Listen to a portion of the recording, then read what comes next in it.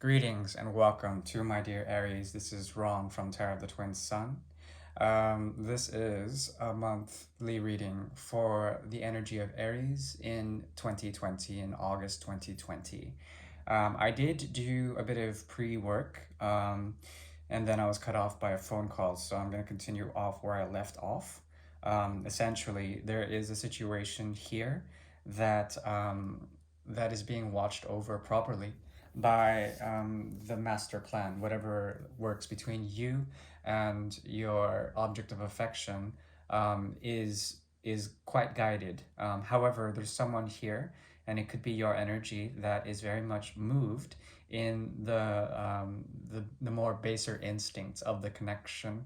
There's a drive that and I think you're aware of this, but you're trying to hide the awareness of it.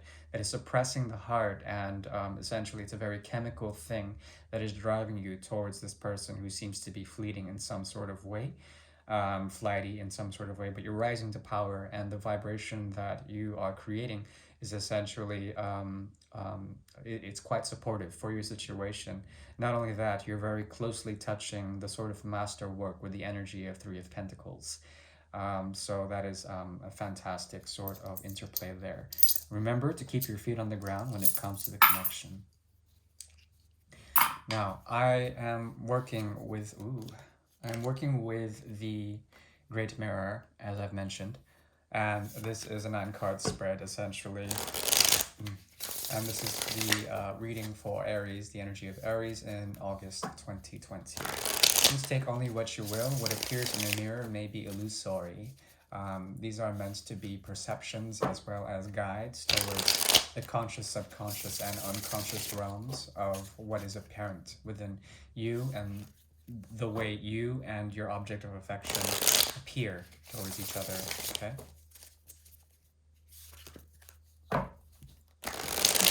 I also will be doing an extended and going more into the intentions of this this person, this affectionate person, as well as their more emotional drives and what they hope to achieve in terms of the connection that you share. Right.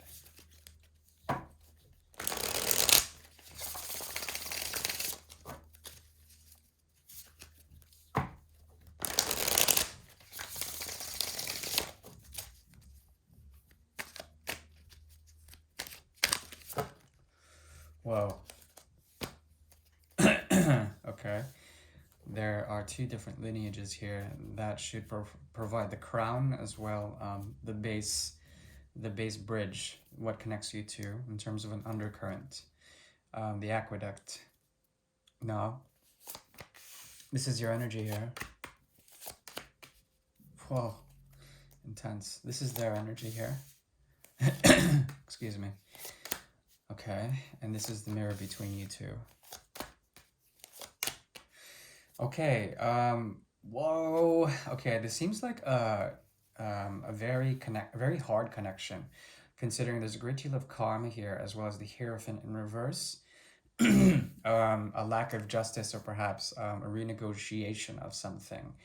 This is a hairy situation, my dear Aries, and we're going to be looking more into that, the hairiness of the beast. On a soul level, this person has wooed you in some sort of way. The romancer, the great romancer, the great Quixote is here. And I remember doing a Quixote reading for you about 2 weeks ago. Here he is again. And this could be something that you've imparted to him or her. The object of your affection is essentially drawn towards your energy, and with the Knight of Wands essentially goes according to his whim. And these are whims. There's a strong excuse me, a strong reactionary force towards your lover, and they embody essentially the core principle of creation with the fire, the sacred fire that they bring. On your side, there is more the Eight of Pentacles in reverse. There's something that incites you to gloss over the details of a situation. Be careful, because the glossing can lead to the devil's energy, which is in the detail. The Eight of Pentacles usually indicates Virgo energy. So, on a core fundamental level, there is a type of critical perception, or perhaps a critical sort of dislocation in the actual soul connection. There also is a sort of tidy element to it that is not so tidy after all. Some of the details are glossed over, as I've mentioned. um, it's kind of disarming to have this energy, and because of such, you can be sort of subjected to the whims of someone who is quixotic, or perhaps is a player or something like that. But on the soul level, also, what merges, excuse me, what merges and appears between you is the Hierophant in reverse. Okay, this is Taurian energy. This is manifesting the connection, the bridge between the high and the low. Okay, and it's in reverse. So there's some sort of discombobulation, or there's some sort of disconnect, some sort of misafficiation in the third dimension, the inability to actually bridge the celestial divide between the heavens and earth. Okay, meaning that there is a possible sort of disloyalty, or perhaps disunion, disharmony, but harmony and union is what is suggested. It's just very difficult. So the lesson here is strong, and it has to do with the energy of Libra. It's the seventh house. This is a romantic relationship, and this is one with the Ten of Cups in reverse and the inability for your energy, the Fool. That's Aries, the first house, to move towards the seventh house, and because of such, there is a difficulty with the connection, and the ten of cups shows up in reverse, meaning that there's a general sort of malaise, or a general sort of melancholy within the connection, because the inner child, the Fool, and the escapades of the Fool are made conditional, meaning that there's a lot of sort of conditioning that needs to be worked on within this connection. Very challenging reading so far. Now, there are two aspects that are undercurrents, the bridge between both of you. Yours is a lengthy story. It begins with an offer of love and an inability to make proper communication. However, there is some sort of relapse, or flashback that helps you to find some sort of grounding. Once the grounding has been found, you are understanding more of the meanderings, or perhaps the differences of opinion, and understanding more in your stability why things had to essentially go through a period of heartbreak. Now, your truth is not yet founded because the king shifts over to the King of Swords, and is riddled with the Swords energies. Okay, so there's something like an anger, a very angry sort of element that has to do with a lack of communication and a harboring of ill will towards someone who has been quite stagnant, or perhaps quite silent about their ways. They are appearing as at least trying to make a choice towards happiness, and trying to find some sort of balance, but you are very displeased, and have found that in your groundedness, some of the ideas, or some of the excuse me, some of the communications on a psychic realm have been quite dark, and have to do with retribution of some sort. Trying to find a way towards forgiveness towards someone who has essentially gone through a type of ending, and perhaps are on a spiritual path. But balance is very much necessary here, and the ability for you to also give properly to the right parties and to the right agents to help you find a sense of regality is important.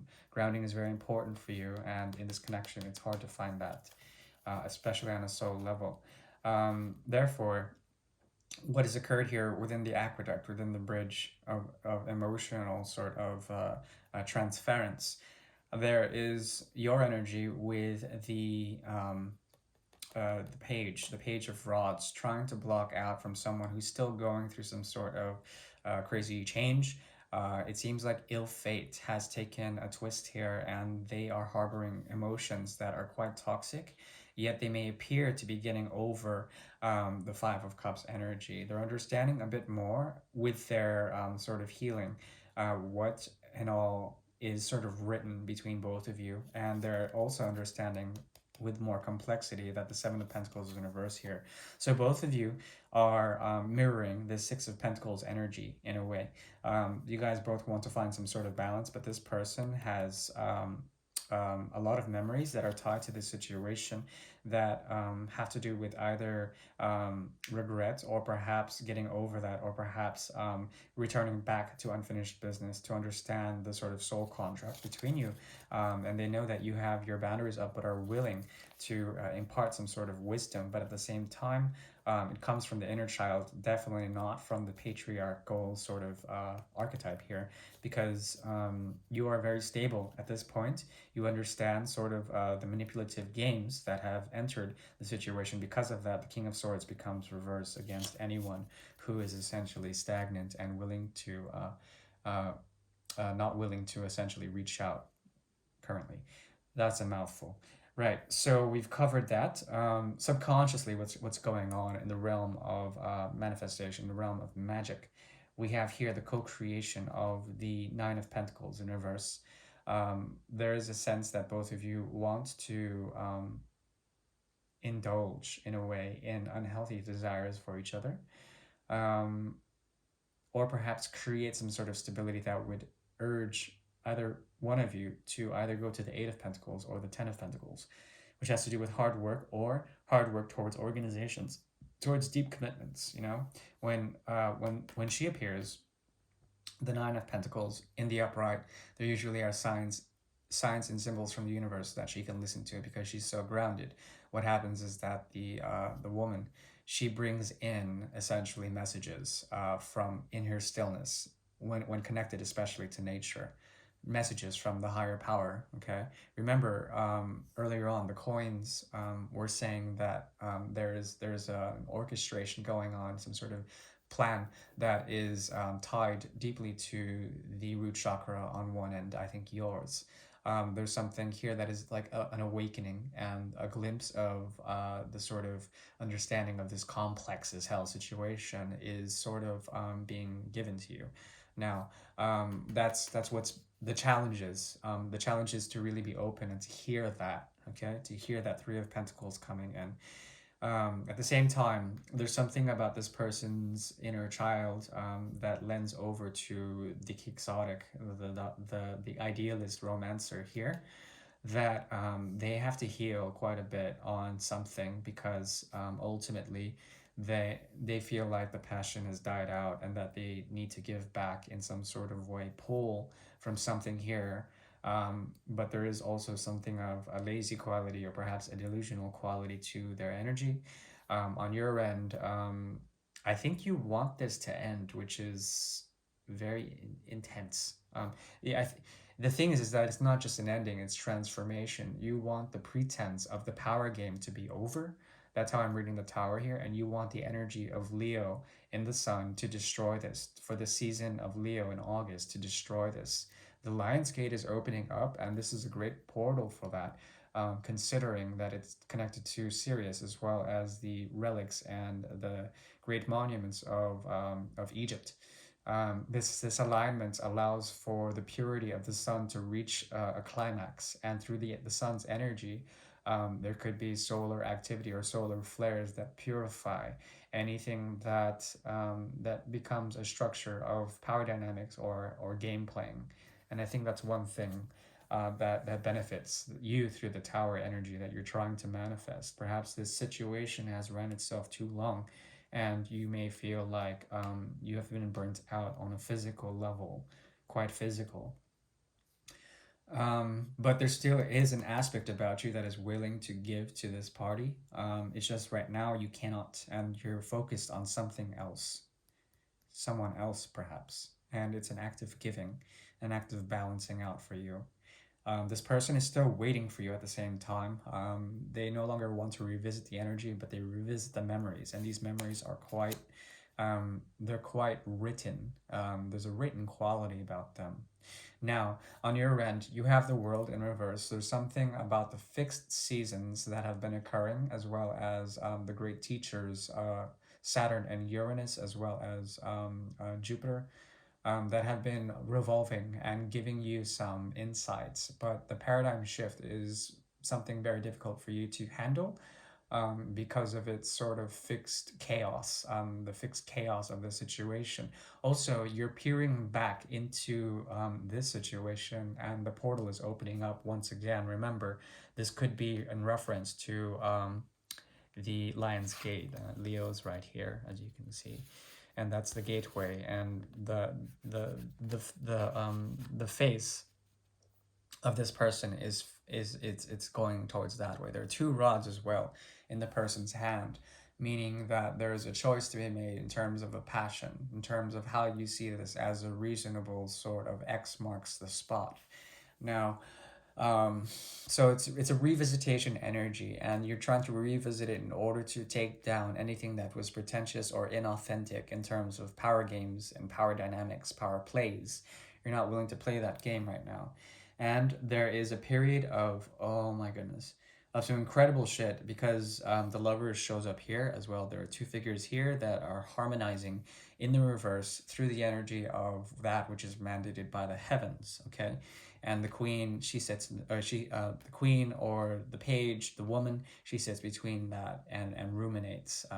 There's something, there's something about the agency, or perhaps the mystery of the guiding hand, the invisible hand that is watching over this connection that you guys both don't realize on a conscious or unconscious level. There is a connection here. It's quite strong with the Two of Cups, but it's in the reverse. And with the energy of Leo, there's some sort of dark light about it, or some sort of shadow that needs to be processed. Okay, it needs to be processed. Yeah, so that is what I'm seeing.